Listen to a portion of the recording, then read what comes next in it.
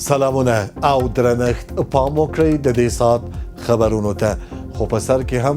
د مهمو خبرونو سرټکی له کابل سره د قانون مندۍ اړیکو پر رامنځته کېدو د کرزي ټینګار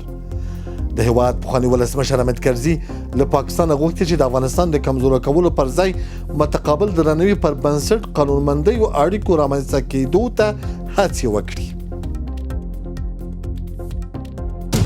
اسلامي نظام تر سیوري لاندې د ثبات یا رغونې اقتصادي ودې او له نړۍ سره د متقابل احترام پر بنسټ د اړیکو د پراختیا پر لور ګامونه پورته کړي دي. په افغانستان کې ثبات د سیمې د امنیت او اقتصادي پراختیا لار. په مسکو کې د افغانستان سفیر وایي چې کابل په وروستیو 15 کلونو کې د نړۍ له هیوادونو سره د ډیپلوماټیکو اړیکو تقویت لپاره اغیزمن ګامونه پورته کړي. آمریکایی‌ها و اسرائیلی‌ها دیگه دیدن در حوزه جنگ سخت نظامی از پس ایران و عراق بر نمیاد. رفتن تو جنگ شناختی و جنگ اقتصادی.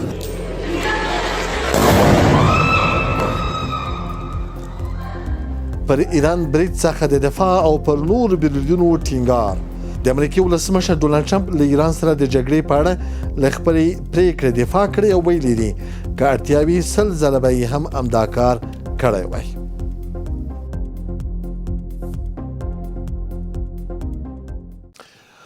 دا هم پوره خبرونه. په روسیه کې د افغانستان سفیر ګل حسن حسن وایي په تیرو 15 کلونو کې د امنیت، ثبات، اقتصادي پراختیا او ډیپلوماټیکو اړیکو د پیاوړتیا په برخو کې مهم ګامونه اخیستل شوي دي. نوموړي ویلي د عصري زده کړو، کاري فرصتونو رامنځته کولو او اقتصادي پروژو د پلي کولو په برخه کې هم اقدامات شوي دي. نوموړي ټینګار کړی چې افغانستان له ټولو هیوادونو سره د متقابل درناوي پر بنسټ مثبتې او دوامداره اړیکې غواړي. د افغانستان پخواني ولسمشر حامد کرزي وایي چې د نجونو پر زده کړو او د ښځو پر کار د محدودیتونو دوام به د اسلامي امارت لپاره نړیوال مشروعیت ترلاسه کول ستونزمن کړي. کرزي له بلومبرګ سره په خبرو کې ویلي چې نوموړی څو ځله د اسلامي امارت له چارواکو سره د زده کړو د اهمیت او د ښځو د بیرته کار ته د ستنېدو په اړه خبرې کړي او د ده په وینا د اسلامي امارت ډیری چارواکو له دې لیدلوري سره موافق دي. پخواني ولسمشر زیاته کړې چې د افغانستان رسمیت پیژندنه او مشروعیت د ځینو شرایطو په پوره کېدو پورې تړاو لري او نړیوالې ټولنې او ملګرو ملتونو هم څو ځله ښوونځیو ته د نجونو د بیرته ستنېدو او د ښځو د کار غوښتنه کړې ده. کرزي له پاکستان څخه هم غوښتي چې د افغانستان د کمزوره کولو پر ځای له دغه هېواد سره د قانون پر بنسټ او متقابل درناوي پر بنسټ د اړیکو د رامنځته کولو په لټه کې شي. په دې اړه د الله باس په موخه د پوځي او سیاسي چارو شنونکی اختر محمد راسخ را سره مېلمه دی. راسخ صاحب تاسو هم ښه راغلاست وایم. آیا د افغانستان تر شا د اسلام آباد تګلاره د پاکستان په زیان ده؟ بسم الله الرحمن الرحیم. ګران قدر فیضي صاحب سلامونه تاسو ته او تاسو د پروګرام معززو، مخاورو، شملورو، زړورو او وطن دوستو ترقیخواو افغانانو ته او تخنیکي همکارانو ته وړاندې کوم. علیکم السلام. سلام په ویلو دا به ووایم چې بلې که چیرې پاکستان واقعا وغواړي چې افغانستان د په څنډه کې یو آرام او د استقلال په لرلو یو آزاد او د ژوندانه د ښکلي انځورونو باندې عیار او د لوړ تحصیلاتو سره سمبال افغانستان د دوی په څنډه کې ګاونډیتوب وکړي، دا به د دوی په خیر وي. خو پاکستان زمونږ په بدبختیو، زمونږ په بېسوادیو، زمونږ په تباهۍ، زمونږ په تفرقه او زمونږ د خاورې په جنگ جګړو کې خپل ګټې لیدلي او ترلاسه کړي دي. او بیا هم هماغه مداخله ګرانه، خصمانه، د شیطانت نه ډک او دښمنانه پلانونه چې د افغانستان د تباهۍ لپاره، د افغانانو د وژنې لپاره، د نظامونو د ړنګولو لپاره، زموږ د چورو د چپاول لپاره دوی طرحې کړې دي او عملي کړې دي. بیا یو ځل بیا هغه پروګرامونه په لړ کې دوی ګامونه پورته کوي. بیا هم د پرونی تنظیمونو چې افغانۍ جوړه کړې و بیا د هغو د جوړولو لپاره د هغو د مسله کولو لپاره او د افغانانو د فقر او بیچارهګۍ نه د استفادې او د ځوانانو د دغه کړیو سره د واپس کولو لپاره کار او پروژې جوړې کړې دي او د غربي نړۍ په شین چراغ باندې یو ځل بیا په افغانستان کې جنگ جګړو ته لار خپل کړې ده او کوي. راسخ صاحب کچیر اسلام آباد وغواړي خپل تګلارې کې بدلون راولي او دغه راز لدین وړاندې د شخړو د حل او د مطالعاتو انستیتوت مشر عبد الله خان هم دا ویلو چې د اسلام آباد وسنۍ تګلارې د خپل د پاکستان پر زیان ده او د افغانانو د دوی پر ضد کیږي. نو کوم بدلون ته اړتیا لري چې پاکستان راولي؟ ګوري په لومړي ګام کې پاکستان خپل ستراتیژیک پروګرام چې د افغانستان د جغرافیا د ازمولو او نیولو او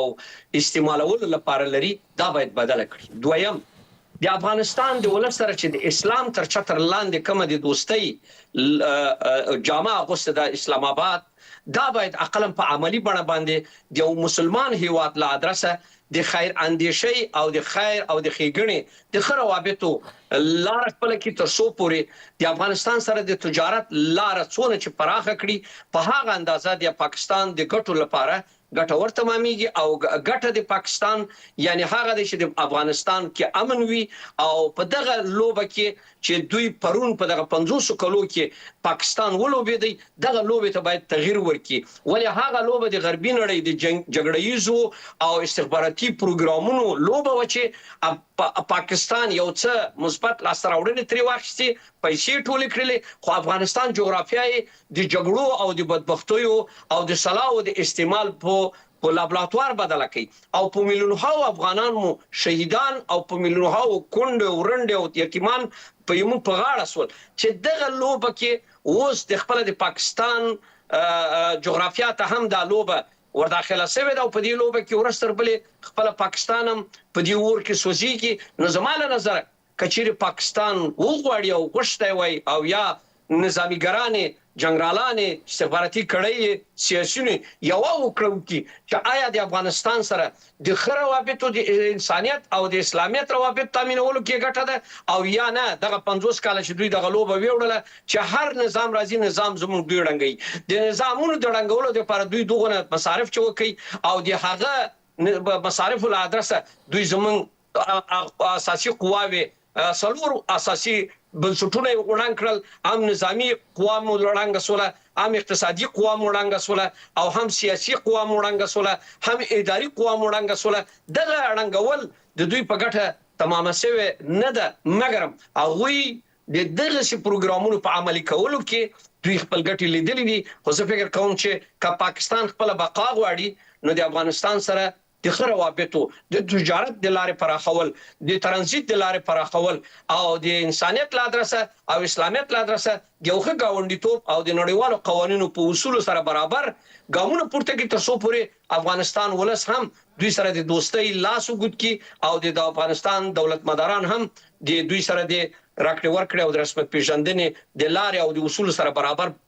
کړنې او دندې مختوي سي. راسخ صاحب پاکستان په دې ورسوي څو کلونو کې پر افغانستان څو ځلې لا څو اړخونو فشار وارد کړل. لومړی د کډوالو موضوع راپورته کړل چې په زوري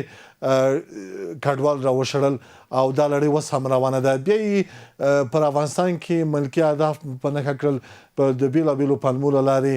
بیا ځینې ډلې په چترال کې راپورته کړلې خو دغه ټولې فشارونه د دوی نه پایله ورنکړله. آیا دغه تورس پر دوی دغه پاکستان هغه خاصه کړۍ چې په اسلام آباد په پاکستان کې واکمن ده دا د لویدیځ لخوا لمسون خوري یا لمسون اخلي یا لارښوونه اخلي آیا دا ادعا سمه ده؟ دقیقاً ګوري پاکستان جوړ شوی د انګلستان له ادرسه کله چې د انګلستان یا د انګریزانو امپراتوري په هندستان کې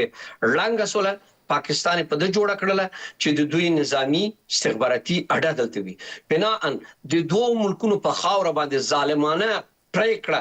انګریزانو وکړه چې خپل د سقوط سره یو بل اډه یې ځان ته جوړه کړله. بنان دغه اډه تر اوسه پورې هم د انګلستان او د امریکا دپاره وفادار سرتیري، وفادار ادرس، وفادار استخباراتي کړی او جنرالان دي چې حتی سیاسونه هم د هماغه غربي نړۍ د پروژو یوه برخه ده چې د خپل د پاکستان د خلکو په سترګو کې د سیاست په ډګر کې خاورې شیندي تر څو پورې د جمهوریت له نامه نه استفاده وکړي، د اسلام له نامه نه استفاده وکړي او د هغو د پروګرامونو د عملي کولو لپاره په دغه سیمه کې ورځ تر بلې دوی ګامونه پورته کړي او پورته کړې ده. بنان د اسلام د نامه او د شعار نه پاکستان ښه ګټه ترلاسه کړله. ولې د افغانستان په ځپلو کې او د هندوستان په نامنۍ کې، د ایران په نامنۍ کې، د منطقې د نورو هیوادونو په نامنۍ کې پاکستان د میلیارډو ډالرو خاوند څنګه چې د مهاجرت تاسې یاده کړله. مهاجرت اولین ځل و چې د 1953 کال کې د سردار محمد داود خان شهید د نظام د ړنګولو لپاره دوی دغه لاره جوړه کړله او ګلبدین حکمتیار او رباني او مسعود دغه یو تعداد نور مولوي صاحب خالص او دا ټول لاړل د هغو په لمنه کې ولوېدل او د مهاجرت لاره دوی ته جوړه کړله. د هماغه مهاجرت نه دوی دغه کمپونه جوړ کړل، د نړیوالو ادارې نه وروره دوی په میلیارډو پیسې ترلاسه کړې، دشتې آبادې سولې، ایاټ آبادونه ترې جوړ سول، اسلام آباد پرې جوړ سو، اتومي قدرت ته ورسېدل، د دوی بانکونه او د دوی نظامی ادرسونه په میلیارډو ډالر او په مختلفو انواع او سلاو باندې مجهز شولې. نو زه ویلای سم دوی زمونږ په بدبختیو کې یمونږ د معدنیاتو په چورول، زمونږ د اوبو په استعمال، زمونږ د ځنګلونو په ایستلو او په وهلو د دغه لوبې په لړ کې دوی واقعا د اقتصاد په برخه کې پاکستان ډېر لاسته راوړنې لري. خو په مقابل کې د همدغه مهاجرینو ادرسو چې دلته د روسانو د اشغال په وړاندې هغه استعمال کړل، هماغه مهاجرین استعمال کوي، هماغه تنظیمونه استعمال کړل او بیا چې هماغه تنظیمونه قدرت ته ورسېدل بیا کابل یې پیوران کوي، افغانستان یې پیړنګ کوي، اردو یې پیړنګ کړله او دار او ندار مو چور سو او بیا د وروسته د هغه نه چې کله د ملا محمد عمر دوره راغی بیا هم خصمانه پروګرامونه جوړ کړل، هم مسعود ته کومک کوو، هم دلته نور دولتیانو ته یا د امارت اسلامي ته به ځان خوده چې زه د تاسو سره په ډیپلوماټیک کومک لارې له ادرسه کومکونه کوم. چاسې نو دوه مخې لوبه یې وکړله او بیا د وروسته چې کله د 2021 کال 2001 کال یا 2001 کال کې کله د امریکا اشغال زمینه مساعده سوله بیا په هغه کې 10 میلیارډ ډالر ترلاسه کړي او د پاکستان ټول هوایي میدانونه او لارې د افغانستان د ولس د تباهي او د امارت اسلامي د نظام د ړنګولو لپاره استعمال کړه چې تقریبا وايي 55,000 نم اضافه کراتې د پاکستان د خاورې نه بمبارد او راکټونه او اشغالګرانو د هماغه خاورې نه استعمال کړه او افغانستان تباهي دا پاکستان چې خپل خاورې د غربي نړۍ ته ورکړه او د دوی خاور زمونږ په وړاندې استعمال سوله. اوس یو ځل بیا چې وخت اوس امارت اسلامي راغلی بیا هغه تکراری لوبه شروع کړې ده. نو زه ویلی سم د خپله د کرزي یا د ازبک جمهور رئیس وینا یا وړاندیزونه پاکستان ته واقعا که هغوی دغه عملي کې دا یو درس دی، دا یو ښه مثبته وړاندیز دی چې پاکستان خپل ستراتیژي د مداخله ګرانه نه بدله کړي، یو ښه ګاونډیتوب په حیث یو مثبت لارې ته د تجارت لاره خپله کړي او د تجارت له ادرسه ډېر پیسې به ګټي. دا چې دی د امریکا نه 10 میلیونه 10 میلیونه اخلي او هغه باندې د افغان وژنې دپاره خلک مسلکي او رالیږي او افغانستان کې جنګ جګړې ته لاره خپلوي. مننه. د سیاسي او پوځي چارو شنونکی اختر محمد راسخ په خبرونه کې مو له ګډون څخه مننه. کور موادان راسخ صاحب د یک تلویزیون قدرمن او معزز لیدونکو زما خبري سرویس په همدې ځای پای ته ورسېد. تر بیا ښې چارې.